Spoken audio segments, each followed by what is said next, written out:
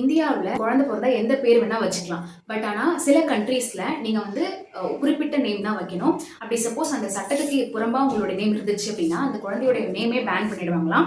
ஜெர்மனில பார்த்தோம் அப்படின்னா எந்த ஆப்ஜெக்ட் எந்த பொருளுடைய நேமுமே உங்க குழந்தைக்கு வைக்கக்கூடாது. நெக்ஸ்ட் டென்மார்க்ல ப்ரீ அப்ரூவ்டு நேம்ஸ் அப்படின்ற ஒரு நேம்ஸ் இருக்கும். ஒரு 7000 நேம் வந்து கொடுத்துருப்பாங்க.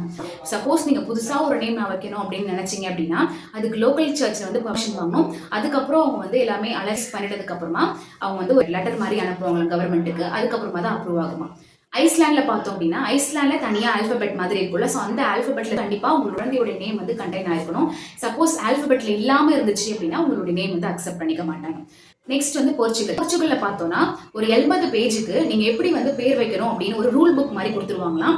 அந்த ரூல் புக்ல என்னென்னலாம் இருக்கும் அப்படின்னா எந்த ஒரு ஃபாரினருடைய பேருமே வைக்கக்கூடாது. அண்ட் நீங்க ஃபாரினருடைய பேர் உங்க குழந்தைக்கு வச்சீங்க அப்படின்னா அது வந்து பேன் ஆயிடுமா.